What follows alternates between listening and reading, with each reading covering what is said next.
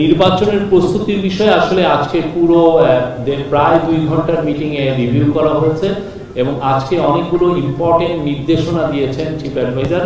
প্রথম নির্দেশনা ছিল যে আইন শৃঙ্খলা বিষয়ক যত প্রস্তুতি নির্বাচনকে ঘিরে সব প্রস্তুতি উনি নিতে বলেছেন বাই ডিসেম্বর। এই ডিসেম্বরের মধ্যে সমস্ত প্রস্তুতি শেষ করতে বলেছেন বাই ডিসেম্বর।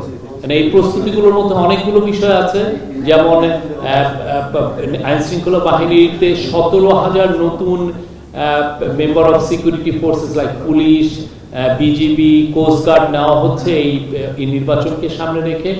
তাদের রিক্রুটমেন্ট এবং তাদের ট্রেনিংটা খুব ইম্পর্টেন্ট, যাতে এই সময়ের মধ্যে শেষ হয় সেই বিষয়ে উনি নির্দেশ দিয়েছেন। নির্বাচনকে সামনে রেখে আপনি জানেন অনেক পায়তারা হয় যে এটাকে আইন শৃঙ্খলা পরিস্থিতি যাতে ডিটোরিয়েট করে সেই বিষয়ে অনেক পায়তারা থাকে। তো উনি আজকে নির্দেশ দিয়েছেন যে আইন শৃঙ্খলা বাহিনী যাতে কঠোরভাবে আইন প্রয়োগ করে এই আগামী মাসগুলোতে নির্বাচনকে সামনে রেখে। আর উনি মিটিংয়ে জানানো হয়েছে যে 8 লক্ষর মতো আইন শৃঙ্খলা বাহিনীর মেম্বাররা ইলেকশন ডিউটিতে থাকবেন। উনি নির্দেশ দিয়েছেন যে এই পুরো 8 লক্ষই যাতে এই ইলেকশনটা কিভাবে হবে আর শান্তিপূর্ণভাবে ইলেকশনটা যাতে হয় সেটার প্রশিক্ষণ তাদেরকে ইনশিওর করার কথা বলেছেন, যে তাদেরকে প্রশিক্ষণ করতে হবে এবং এই কাজটা করতে হবে ডিসেম্বরের মধ্যে। আর উনি নির্দেশ দিয়েছেন 18 থেকে 33। আপনি জানেন যে এবার অনেকে নতুন ভোট দিবেন।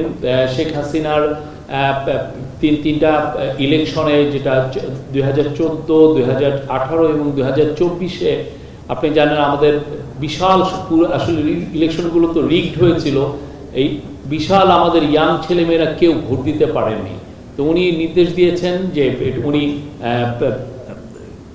মিটিংয়ে বলেছেন যে যাতে 18 থেকে 33 বছর বয়সীদের যাতে পৃথক একটা ভোটার তালিকা করা যায় সেটা একটু খতিয়ে দেখার জন্য বলেছেন, এবং তাদের জন্য যাতে আলাদা ভোটিং বুথ রাখা হয় নির্বাচনী কেন্দ্রগুলোকে, সেটার জন্য উনি দেখেছেন। এটা অবশ্যই লজিস্টিক্যাল একটা বিষয়, সেটা যাতে তারা খতিয়ে দেখেন এটা কিভাবে ইনশিওর করা যায়।